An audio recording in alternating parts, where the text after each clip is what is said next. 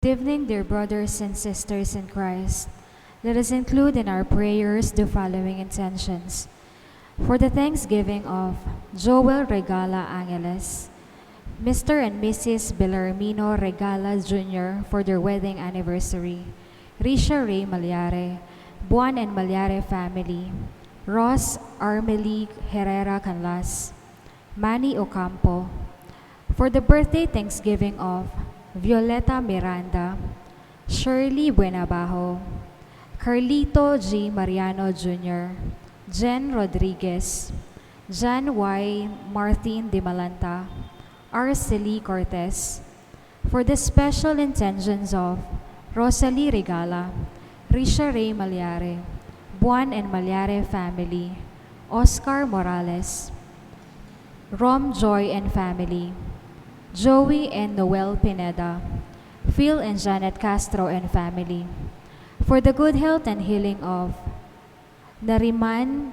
Pineda, Carmen Teotuico, Jo Marie Gozon, Rose Estrabilo, Gerardo Parungao, Francia Damiana Bansil, Gloria Manalili, Noel Torno, Ernesto Godoy Silva, Evo Gozon Sampang, Rogel Macapagal, Lenny Serojano, Ethan Olivia Dizon, Merla Mangalus, Deva Esteban, Cynthia Garcia, Conching Galang Malonzo, Ernesto Dizon, and all our sick relatives and friends.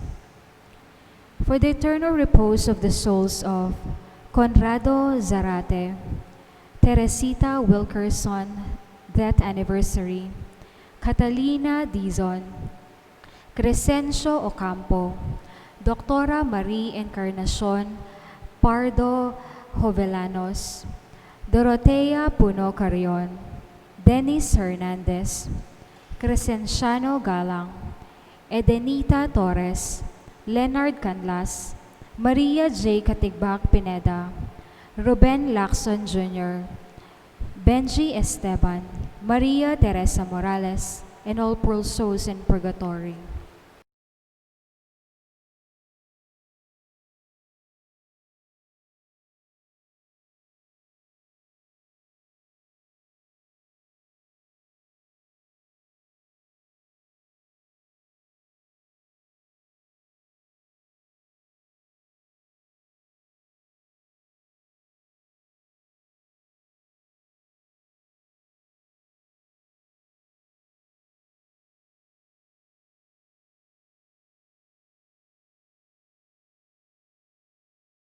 Let us all rise to glorify the Lord by singing our entrance hymn. Bayan mo'y magtipon, awitan ang Panginoon. Sa piging sa liwain, pagliligtas niya sa atin. Sa piging sa liwain, pagliligtas niya sa atin. In the name of the Father, and of the Son, and of the Holy Spirit, Amen. the grace of our Lord Jesus Christ, and the love of God, and the fellowship of the Holy Spirit be with you always. And with your spirit. Good evening po. Good evening po, Among. What's the source of your fear? Ano yung kinakatakutan mo? Saan nanggagaling ang takot natin? The Lord invites us to be confident with our faith in Him. When these things that are coming, when we are afraid, to stand erect and be looking up, for the time has come, because we have prepared for it and we are here for its fulfillment. My dear friends, we have faith in God, but sometimes fear overtakes us, our hesitations, and even our doubt. We ask the Lord to strengthen us with His mercy and give us the chance to realize the wonderful gift of our faith in Him. And for all our sins, we all together pray. I confess to Almighty God and to you, my brothers and sisters, that I have greatly sinned in my thoughts and in my words, in what I have done and what I have failed to do. through my fault, through my fault, through my most grievous fault. Therefore I ask Blessed Mary, ever Virgin, all the angels and saints, and you, my brothers and sisters, to pray for me to the Lord our God. May Almighty God have mercy on us, forgive us our sins, and bring us all to everlasting life. Amen. Lord, have mercy. Lord, have mercy. Christ, have mercy. Christ, have mercy. Lord, have mercy. Lord, have mercy. Let us pray.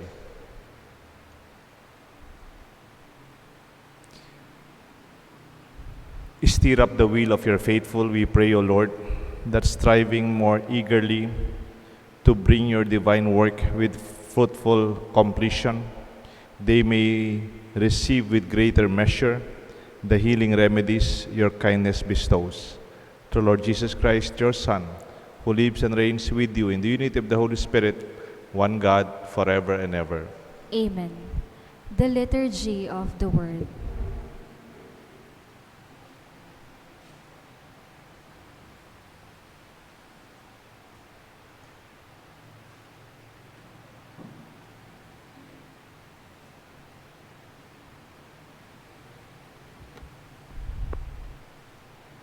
A reading from the book of Revelation. I, John, saw another angel coming down from heaven, having great authority, and the earth became illumined by his splendor. He cried out in a mighty voice, "Fallen, fallen is Babylon the Great. She has become a haunt for demons. She is a cage for every unclean spirit, a cage for every unclean bird, a cage for every unclean and disgusting beast." A mighty angel picked up a stone like a huge millstone and threw it into the sea and said, "With such force will Babylon the great city be thrown down and will never be found again. No melodies of harpists and musicians, flutists and trumpeters will ever be heard in you again. No craftsmen in any trade will ever be found in you again. No sound of the millstone will ever be heard in you again. No light from a lamp will ever be seen in you again. No voices of bride and groom will ever be heard in you again. Because your merchants were the great ones of the world, all nations were led astray by your magic potion." After this, I heard what sounded like the loud voice of a great multitude in heaven saying, "Alleluia! Salvation, glory, and might belong to our God, for true and just are his judgments. He has condemned the great harlot who corrupted the earth with her harlotry. He has avenged on her the blood of his servants." They said a second time, "Alleluia! Smoke will rise from her forever and ever." Then the angel said to me, "Write this: Blessed are those who have been called to the wedding feast of the Lamb." The word of the Lord. Thanks be to God. For our responsorial psalm, let our response be, "Blessed are they who are called to the wedding feast of the Lamb." Blessed are they who are called to the wedding feast of the Lamb.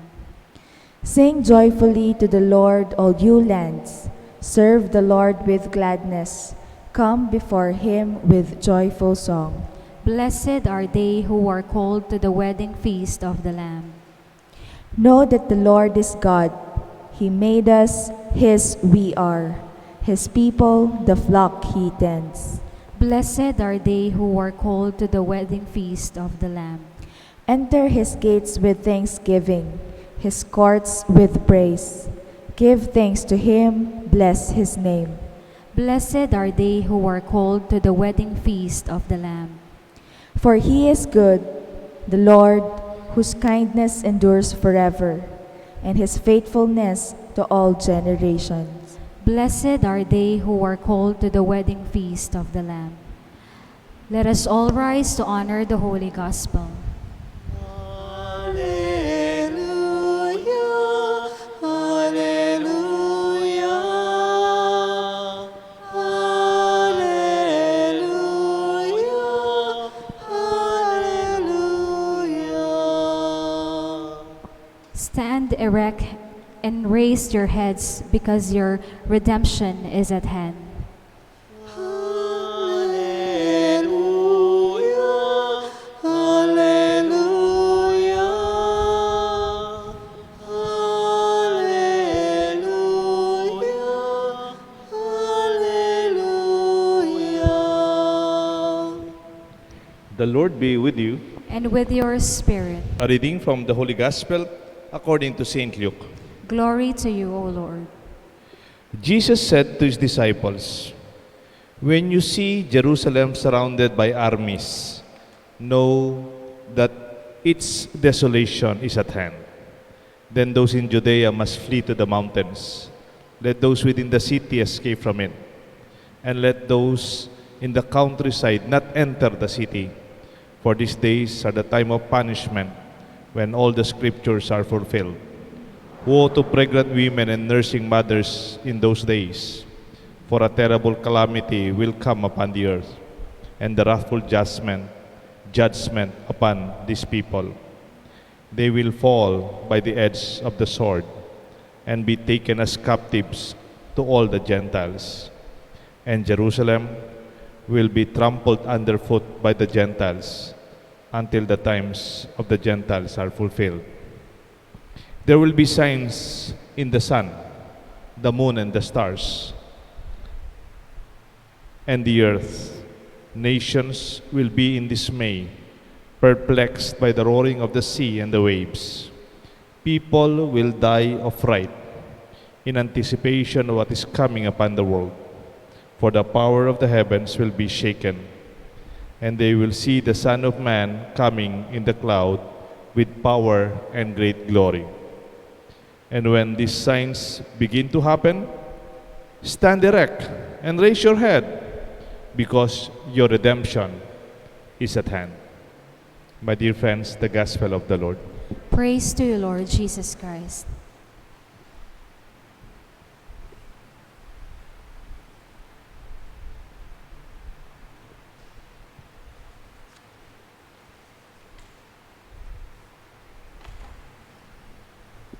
In the name of the Father, the Son, and the Holy Spirit. Amen. May tanong po ako sa inyo. What is the source of your fear? Anong pinanggagalingan ng takot mo? Do you think about that? Kung ano yung kinakatakutan mo? O nakatago lang sa kalooban mo pero natatakot ka pa rin? Or you deny it? Parang hindi ka natatakot pero natatakot ka. Lalo na pag darating na yon. Pero meron din akong ikalawang tanong. What is the source of your confidence? Saan nanggagaling naman ang lakas loob mo para harapin itong kinakatakutan mo, to survive it, and even to face it?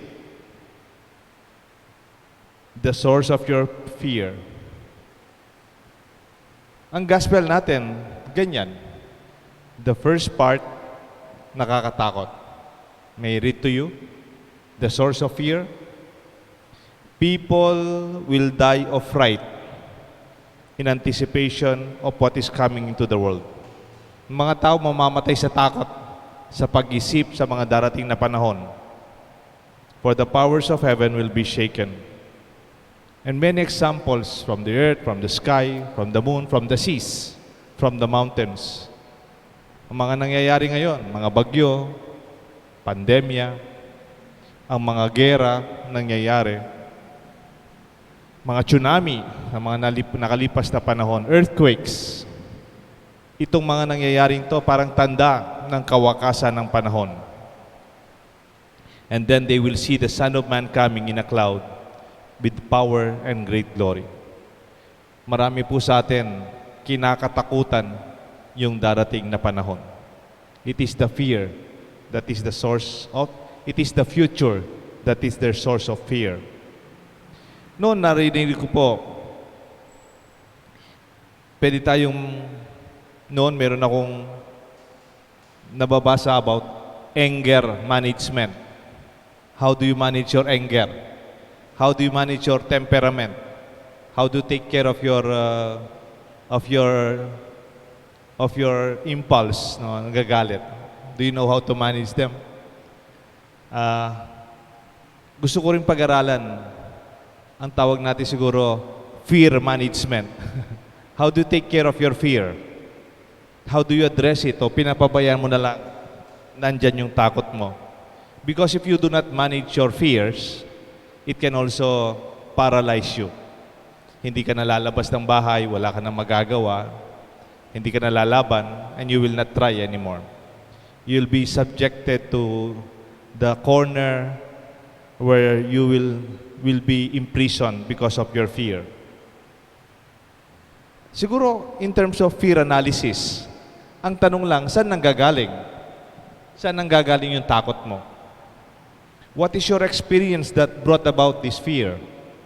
Do you have early memories na pinanggalingan ito? They might call them trauma. Baka nung bata ka, nasaktan ka. Kaya pala natatakot ka na mag-swimming kasi nakita mo yung kapatid mo o kaibigan mong nalunod. And that experience made you feel the reality of your fear of the waters. Nung nasa seminaryo po kami, meron akong kaklase, taga San Simon. No? Taga San Simon, Pampanga po siya. I think Tulaok, San Simon. San Simon pa po yan. Takot na takot siyang mag-swimming kasi nagsuswimming po kami yearly sa seminaryo at least once. Ayaw niya mag-swimming. Ang tangkad-tangkad niya, parang 6-footer. Nagsuswimming kami sa Batangas. Ayaw niyang mag-swimming. Niloloko nga namin siya. Binibigyan namin po siya ng timba, tsaka tabo. Maligo ka na lang dyan sa side. Pero nakasmile lang siya. Ayaw nang mag-swimming. Takot na takot sa tubig. And then the good thing about the seminary process is they would help you express your fear. Saan ba nang gagaling yan? Ba't ka natatakot sa tubig? Bakit ka ayaw mong humarap? No? Maligo, mag-enjoy. And then when you face it, you talk about it, you express, you are accompanied, and you are preparing for it in reality. Hopefully when you can articulate it, you can overcome it. Alam niyo po ba't natatakot sa tubig yung kaklase ko? Nakita niya yung kuya niya, panganay, nalunod po nung isang swimming nila ng family reunion sa may Bataan. And since then, bawal sa kanila, sa pamilya nila, mag-swimming. Bawal sa kanila pumunta sa dagat. At siya mismo, kahit wala na yung mga magulang nila, siya mismo ayaw na niya because they lost a family member in these waters of death. Pwede palang mangyari yan, no? And when you are prepared for it, I hope you can also see another experience naman. Kasi meron naman kaming kasabay, taga-Bataan naman siya, naging pari din siya. Ang pangalan niya, Father Mario Margallo. Siya naman, mahilig mag-swimming. Yung isa pang kaibigan namin taga-Bataan, ang galing mag-swimming. No? Mas matanda sa amin. Other than Mario, another one, tawag niya, sorry po, tawag nga namin sa kanya, Shokoy. Kasi swimming ng swimming. Swimming ng swimming. Ganyan din si Mario. Swimming ng swimming. Nagdi-dinner na kami, nagsuswimming pa. Uwi na lang kami, nakababad pa sa tubig. Enjoy na enjoy sa dagat. Alam niyo po, itong mga kaklase naming taga-Bataan, si Mario, ang nanay niya pala, nagtitinda sa palengke. Nagtitinda ng isda. Yung tatay niya, nangingisda. at sumasama sa tatay niya. Sa kanya, ang dagat, kabuhayan. Ang dagat, ang nagbibigay ng buhay sa kanilang pamilya. It is the source of their life and livelihood. Kaya nga para sa kanya, ang panahon ng swimming ay parang at home na at home sa dagat. A source of life, a source of their home, family life. Itong dalawang karanasan na to, parehong totoo. Pwede namin sabihin siguro kay Mario o sa pagkaklase namin, mag-ingat naman kayo because you have to take care of yourself. It might also drown you. Sinasabi lang ho natin to, pag yung pinaggagalingan ng ating takot na hindi pinag-uusapan, when you could not articulate where the fear is coming from. Kunyari, may exam, final exam. Kung hindi ka nag-aral ng leksyon, takot na takot ka sa final exam kasi you are not prepared for it, isn't it? Pero kung ikaw nag-review, o hindi ka lang nag-review, habang nagkaklase nakikinig ka na. Ako noon, ang teknik ko po, hindi po ako masyadong nagre-review eh. Ang teknik ko lang, nung nag-aaral ako, na hindi ko alam kung makakatulong pa ngayon, baka hindi nauso ngayon. Ako po, nung nag-aaral kami, hindi ako masyadong nagre-review. Kaya lang, pag may klase, I really listen to my teacher. I write everything. Yung sinasabi ng teacher, parang nakasulat na verbatim sa akin. Pati yung joke ng teacher, sinusulat ko pati joke. Bakit po? Para pag-exam, naka-imprint na. Kasi sabi, pag sinulat mo, dito, it is already imprinted in your mind. Kung magre-review ka, konti na lang, it's not something foreign. Kaya pag-exam, you are prepared. You may not be very confident, but you are not afraid.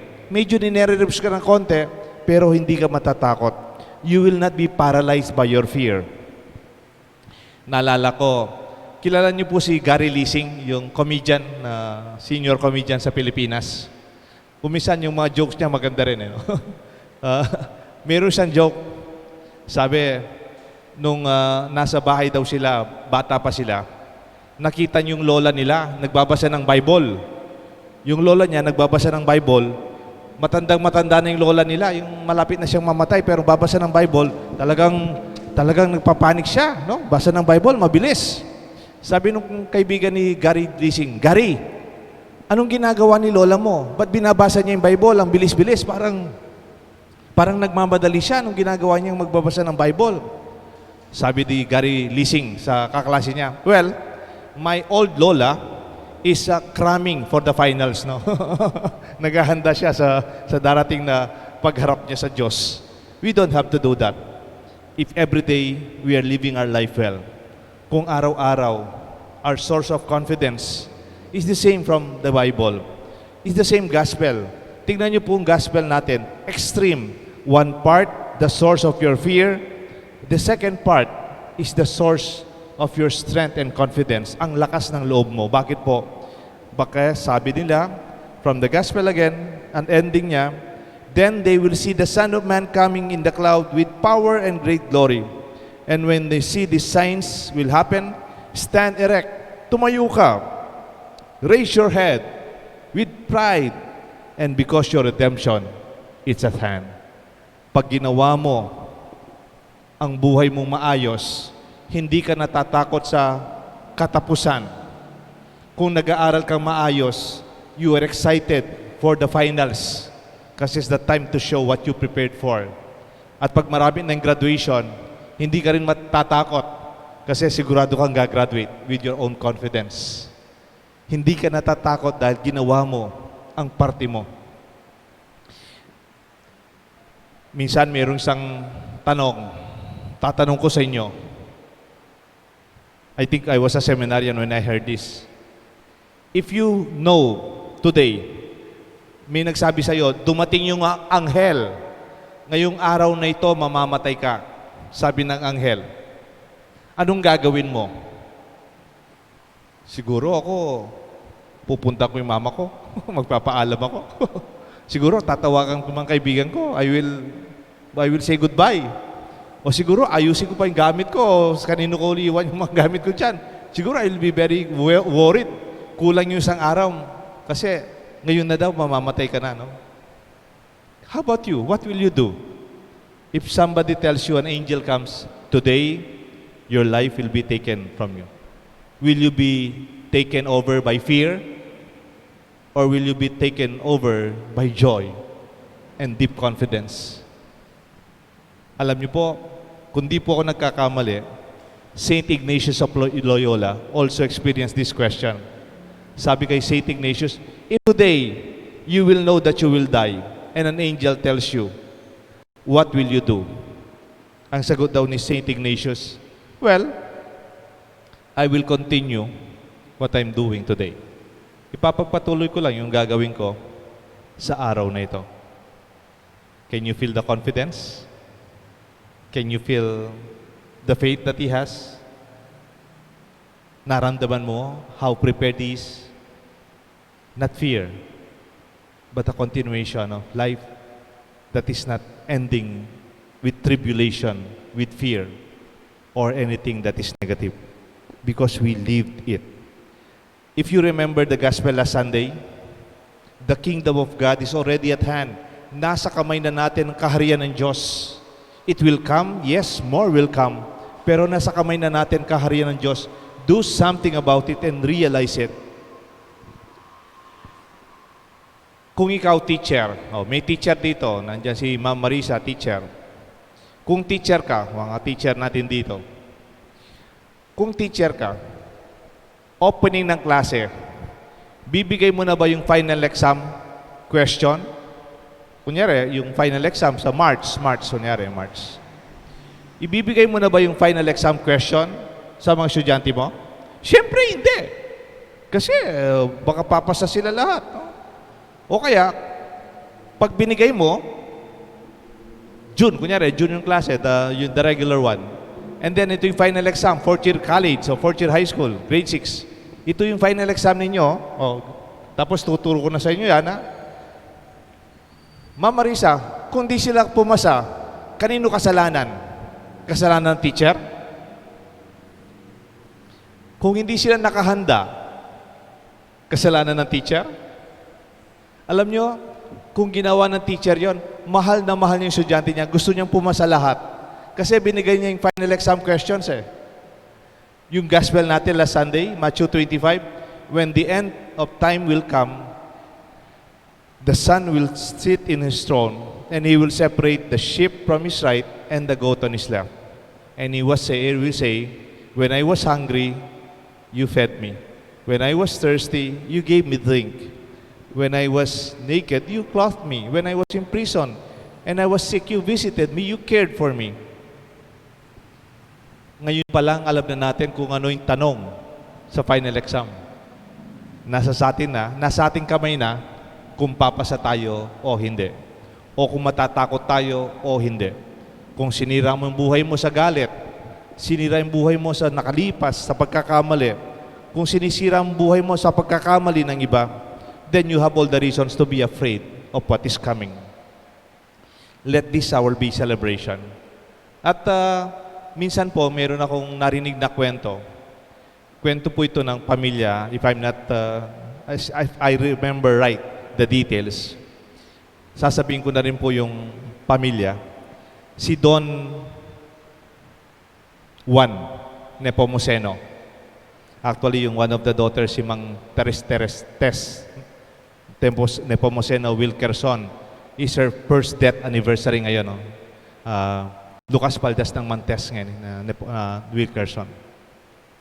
Kung di po ako nagkakamali, when I was in the community, Immaculate Heart Community, kinukwento ni Mang Tess yung tatay niya. Nakatira sila dun sa lugar ng Nepo Mall ngayon, yung sa malapit sa simbahan.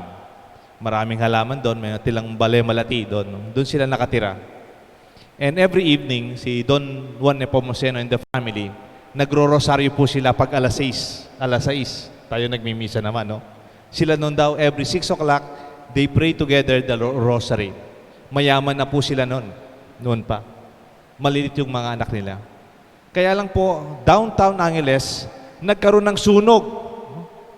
Nasunog yung building nila, business nila, sa Angeles mismo. So, nung habang nagro-rosaryo po sila, may dumating na trabahador itong si Don Juan. Kumakatok. Don Juan, Don Juan, Don Juan, Don Juan. Lumabas itong si Don Juan, nagro-rosaryo sila. Anong nangyayari? Ba't nagpapanik ka? Sabi nung trabahador, Don Juan, may malaking sunog dyan sa may palengke. Yung building po ninyo nasusunog, yung building po ninyo nasusunog. Tapos sabi daw ni Don Juan, tinawagan na ba yung mga bumbero? Did they already call the fire station? Alam na nila? Opo, Don Juan, papunta na po yung mga bumbero doon. Kaya lang po, sa inyo po yung building na yon. Sabi daw ni Don Juan, sige, papunta na rin yung bumbero doon. Sila yung bahala. Tatapusin muna namin yung rosaryo ng pamilya. He went back to pray the rosary. Alam niya kung siguro ikot-ikot niya, sigaw-sigaw. It will not make a difference. Pwede kang sumiga sa takot, maghanap ka ng sino sisisihin, magalit ka sa kapitbahay na pinagmulan ng sunog. Hindi. He just continued to pray. And afterwards, I think, he also went to fire. Sana ganyan din po yung confidence natin. That when the tough gets going, we will just simply stand erect. We will raise our heads because redemption is at hand. Remember, tough times shows what we are made of. Show what we are made of. Yung mga mahirap na panahon, nakikita mo kung anong meron tayo. May we be able to raise our heads, to stand straight when our time has come. May God bless us all. The Father, the Son, and the Holy Spirit. Amen. Let us all rise.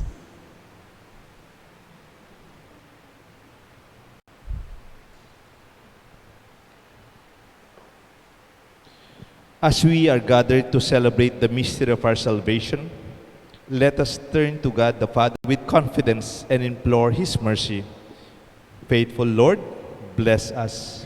Faithful Lord, bless us, that the people of God may be drawn to prayer and penance as they hope for the coming of God's kingdom. Let us pray to the Lord. Faithful Lord, bless us. That those who govern human society may see the hands of God moving in the events of life. Let us pray to the Lord. Faithful Lord, bless us. That we may look to the future with hope and confidence. Let us pray to the Lord. Faithful Lord, bless us. That the sick may live in security and hope through the prayers and support of their family and friends. Let us pray to the Lord. Faithful Lord, bless us. That the Son of Man may grant salvation to those who have died. Let us pray to the Lord. Faithful Lord, bless us. Let us pray for the urgent concerns of our community and our personal intentions. Heavenly Father, hear the prayers of your people. Help us to embrace the daily challenge of the cross. And we ask this through Christ our Lord. Amen. The Liturgy of the Eucharist. Kunin mo, Diyos, at tanggapin mo ang aking kalayaan, ang aking kalooban, isip at gunita ko. Lahat ng awa ko, lahat ng loob ko, lahat ay aking alay sa iyo. Mula sa iyo ang lahat ng ito, muli kong handog sa iyo. Patnubayan mo't pag-arihang lahat ayon sa kalooban mo. Mag-utos ka, Panginoon ko, dagling tatalim ako. Ipagkaloob mo lamang ang pag-ibig mo, ang lahat at Pray, my dear friends, that this sacrifice may be made acceptable to God the Almighty Father. May the Lord accept the sacrifice at your hands for the praise and glory of his name, for our good and the good of all his holy church. Accept, O Lord, the sacred offerings which at your binding we dedicate to your name, and in order that through these gifts we may become worthy of your love, grant this in our failing obedience to your commands. And we ask this through Christ our Lord. Amen. The Lord be with you. And with your spirit, Lift up your hearts. we lift them up to the Lord. Let us give thanks to the Lord our God. It is right and just. It is truly right and just, our duty and our salvation, always and everywhere to give you thanks, Lord, Holy Father, Almighty and eternal God. For although you have no need of our praise, yet our thanksgiving is itself your gift. Since our praises add nothing to your greatness, but profit us for salvation through Christ our Lord. Amen. And so, in company with all the choirs of angels, we praise you, and with great joy we proclaim. Holy, holy, holy Lord God of hosts, heaven and earth are full of your glory. Hosanna, Hosanna, Hosanna in the highest. Blessed is he who comes in the name of the Lord. Hosanna, Hosanna, Hosanna in the highest. You are indeed holy, O Lord, the fount of all holiness. Make holy, therefore, this gift, we pray, by sending down your Spirit upon them like the dew fall, that they may become for us the body and blood of our Lord Jesus Christ.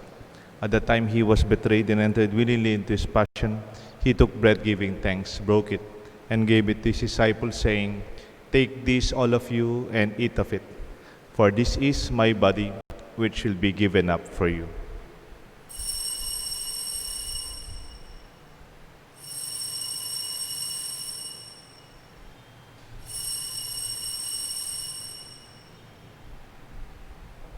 In a similar way, when supper was ended, he took the chalice, once more giving thanks.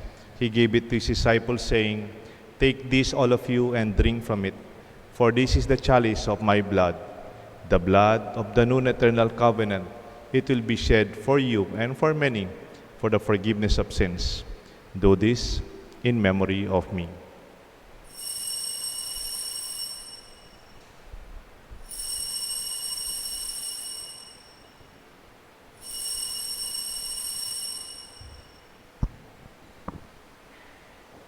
Let us proclaim the mystery of faith.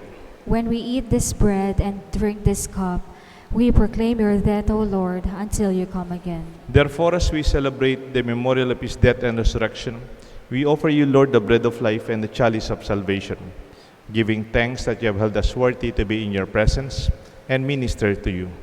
Humbly we pray that partaking of the body and blood of Christ, we may be gathered into one by the Holy Spirit. Remember, Lord, your church is spread throughout the world. Bring her to the fullness of charity, together with Francis, our Pope, Torrentino, our Bishop, with all the priests, and all our friends who serve you and live confident life because of their faith in you.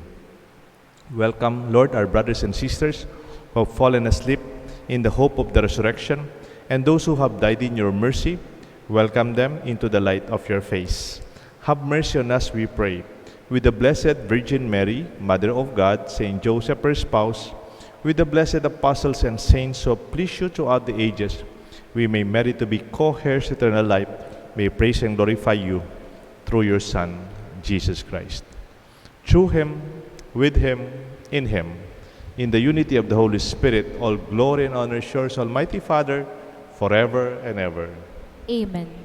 At the Savior's command and formed by divine teaching, we dare to pray. Our Father, who art in heaven, hallowed be thy name. Thy kingdom come, thy will be done, on earth as it is in heaven. Give us this day our daily bread, and forgive us our trespasses, as we forgive those who trespass against us. And lead us not into temptation, but deliver us from evil.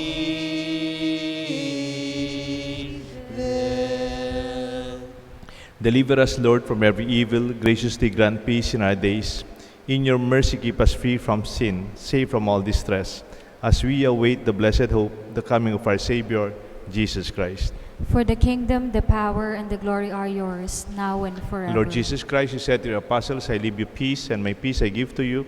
Look not on our sins, but on the faith of your church, and grant us the peace and unity of your kingdom, where you live forever and ever. Amen. The love and peace of the Lord be with you always. And with your spirit. Let us share with one another a sign of peace. Peace be with you.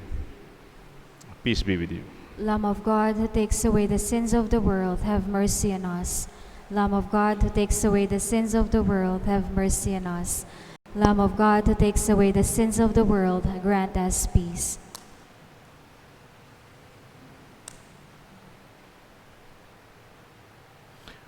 Behold the Lamb of God. Behold him who takes away the sins of the world.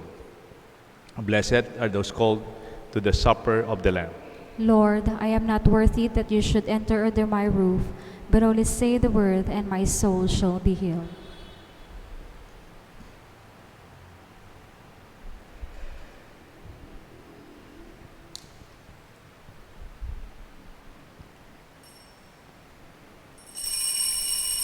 An act of spiritual communion.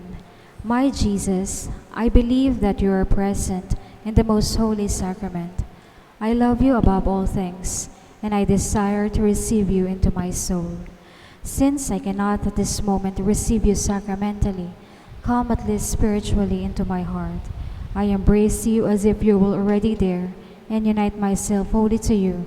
Never permit me to be separated from you. Amen.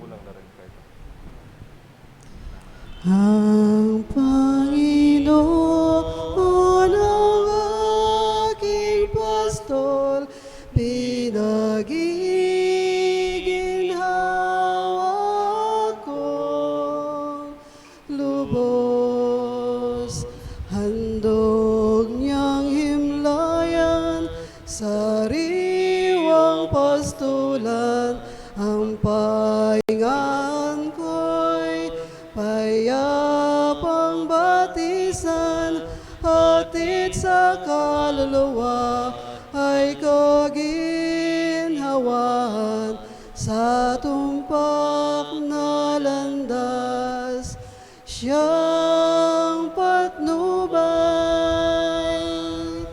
Ang Panginoon ang aking pastol, pinag-iginhawa ko, lubos. Ang Panginoon ang aking pastol, pinag-iginhawa ko, lubos.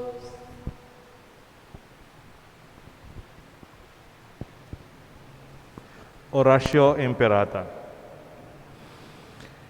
God our Father, we come to you in our need to ask your protection against the COVID-19 that has disturbed and even claimed lives. We pray that you guide the people tasked to find cures for this disease and to stem its transmission. Protect the medical experts that they may minister to the sick with competence and compassion. We pray for those afflicted that they may be restored to health soon. Protect those who care for them. Grant eternal rest to those who have died. Give us the grace in this trying time to work for the good of all and to help those in need. We implore you to stop the spread of this virus and to save us from all our fears. Grant this, O Lord Jesus Christ, your Son, who lives and reigns with you in the unity of the Holy Spirit, one God, forever and ever. Amen. We fly to your protection, O Holy Mother of God. Do not despise our petition and our necessities, but deliver us always from all dangers, O glorious and blessed Virgin. Amen.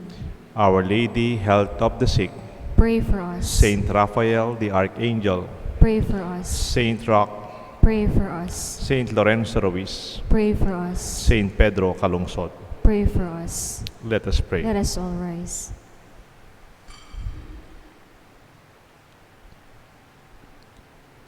Renewed by the one bread, as we commemorate the grace of your love, we humbly beseech you, O Lord, that abiding as one in your love, we may merit to endure the everlasting prize that you promised.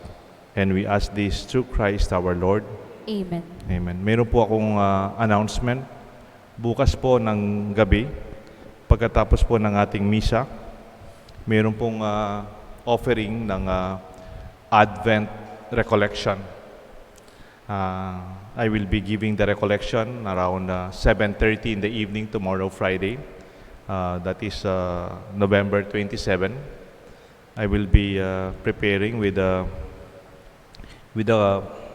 organizing group, BCBP of San Fernando, Pampanga chapter, and the Holy Cross Parish of our parish here at Angeles. BCBP stands for Brotherhood of Christian Businessmen and Professionals. And the title of the Advent Recollection will be As We Await in Joyful Hope. An online recollection. You can either join in a through the parish, yung tinatalang watch party through Gilbert and our parish, or you can directly link with the BCBP Facebook line. And this will be tomorrow, November 27, starting at 7:30 in the evening, Friday. Hope you can join us. Hindi po tayo pwedeng mag-recollection ngayon kamukha dati. Kami ni Bishop Pambo and Father Raul and the rest, nagbibigay po kami ng Advent recollection sa Carmelite every Saturday, like this one. Kaya lang hindi po pwede ngayon. So online na muna. So hope to see you or join us in our Advent recollection so that this coming season will be more meaningful at maging mas makahulugan at mas malalim ang darating nating Pasko dahil sa paghahanda natin ngayong Adbyento as we await in joyful hope. The Lord be with you. And with your spirit. May the blessings of Almighty God rest upon you and upon your family and loved ones, the Father, the Son, and the Holy Spirit. Amen. Our Mass is offered. Let not fear take over our life, but our confidence and peace before God who is coming. Thanks be to God. I will sing forever of your love, O Lord. I will celebrate the wonder of your name.